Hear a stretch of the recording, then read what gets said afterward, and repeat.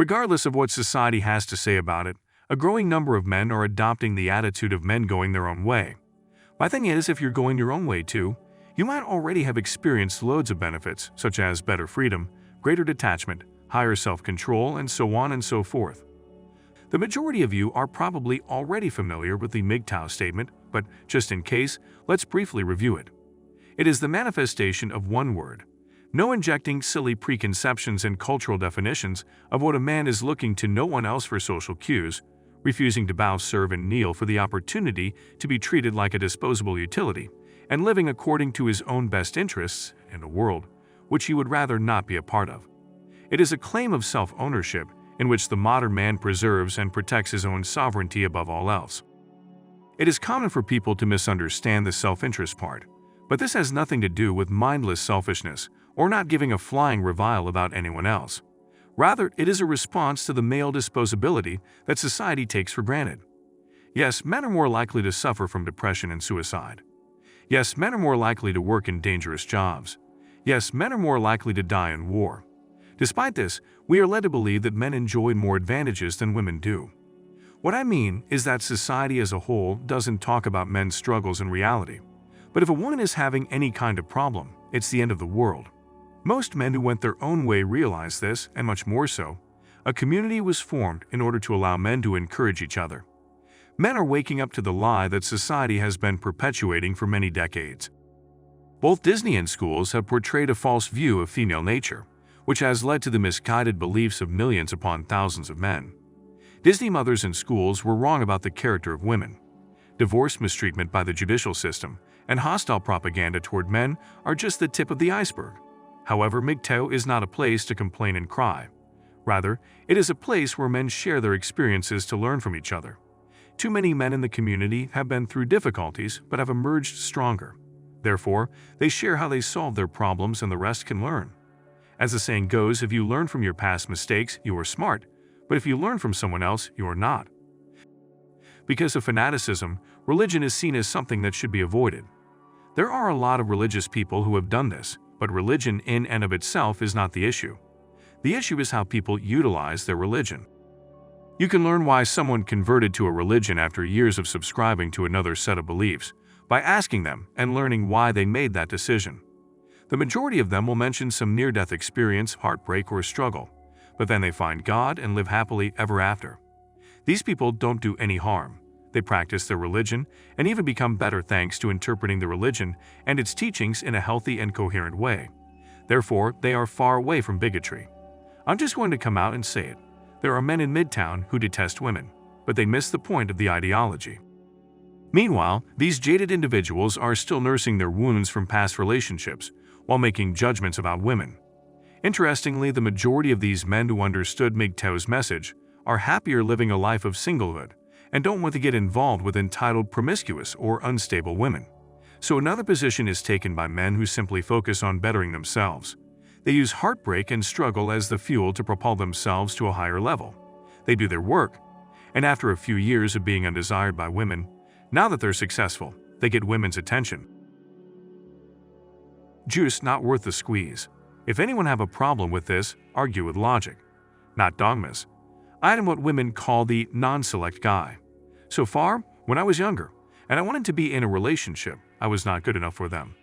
They wanted the bad boys, they're cool guys, and so on. I was too nice, too tame, not thrilling enough, and so on. Fair point. Now eventually, I came to a place where I have established myself, making well above 6 figures and jet-setting the world. Guess who is interested now? All those women who so far thought I wasn't good enough, now fucked over by their heartthrobs, sometimes with a baby or two. Now suddenly I am desirable to them. However, considering I came this far alone, while normies were rejecting me, I have no desire to masquerade as a happy normie, or to associate myself with an old post-wall normie woman. I also have no desire to associate myself with a younger normie woman trying to jump on my running train. I am fundamentally not desirable enough for them, without my establishment and money, and they are not fundamentally useful for me. There is nothing they can do at this stage that will have any fundamental connection with me. Fundamental connection is an important thing. Women want to claim a fundamental connection with a man, but they do it with a man who has developed and reached the finish line all by himself. In practice, it's just a ruse. They want to claim some unverifiable magic bullshit to compensate for their fading youth and beauty. Even if they were speaking the truth, it'd be like drilling down his existence to force yourself in, like a mosquito puncturing your skin. The correct time to build a fundamental connection is when you are young and your brain is still developing. Unfortunately, at that time, the woman is interested with other type of men, and her fundamental connection is actually built with them.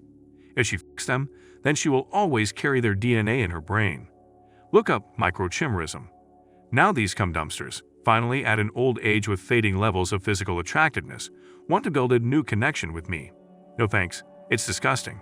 It's disgusting because this is an afterthought, and only after they became some cum dumpsters. Some of them even claim that they have money/house/allegedly interesting hobbies/skills. And they want to be a helpmate. Who the F cares? Her money isn't important to me, nor is her house. I've came this far alone, which means I already have the skill set necessary in place, or I have a reliable outsourcing option. These people have been working with me so far, and they have a deeper situational awareness. They fit in my world like clockwork. A woman that was floating around elsewhere so far suddenly trying to anchor herself with me is not going to replace that. Altogether at these stages, there is no value a woman can add to my life. Deeper connection needs to be built early on, not as an afterthought when her ovaries start to shrink, and she starts scrambling for an escape plan from where she so far wanted to be. No amount of her money/hobbies/skills makes her desirable above the people I already have in place to do those same things. Spirituality/grown-up love. All of these are restrictive notions designed as an excuse to attempt to compensate for her declining physical assets. Throwing a little bit of affection at me and offering the option to now in my 30s to become a normie is not dignified. Chad and Tyrone has been doing that 15 years ahead of me. There is nothing appealing in finally having an intimate partner now. In fact, the idea of being a late-coming normie is fucking disgusting. So far I wasn't good enough for them, now they are below me. Read this. That complete guy women want. However, women have a shelf life, which depends on the man's achievements. For me, the shelf life of all women is past anyway for any long-term meaningful relationships or marriage. Yes, women's past matters. The past is the indicator of present. If we consider, for the sake of argument, that a previously promiscuous woman is a born-again virgin who washes the man's feet with her hair, she's still a cum dumpster with foreign DNA in her brain. Considering I came alone this far, while she was busy elsewhere, she may be granted no part in my life now that I have seen success. She may continue what she have so far chosen above me. If it was her mistake, she has to live with it and lie in the bed she made. I will not be an escape door from her own choices. I will not be an afterthought where she scrambles to force herself in once her ovaries start shrinking and clocks start ticking. Thanks to the nature of her afterthought, such women should not have the privilege of emotional intimacy with me. They can negotiate those with the normies they were interested in so far. I will not be the leader of the second rank. I will not be there when the afterthought strikes. He doesn't mean all women are like this. He's mostly referring to the hookup culture and women who want to settle down after participating in it for a while. However, this man is well off in every metric and lives a fulfilled life without a woman. He's not hating women, but rather exposing how they generally think he has made his mark in the world. This is a metaphor, but you get the idea of mgtow. Let's travel to a place where we can finally experience joy and independence. I cannot stress enough how important it is to apply mgtow correctly when striking out on your own. If you take stock, learn from your mistakes, and strive to become the best version of yourself, you can become a mgtower. Rather than rioting and looting in the streets like feminists, mgtowers instead share impressions and advice for making the most of life. To support us, like this video, please subscribe, and make sure to send this video to the person who needs to hear it the most.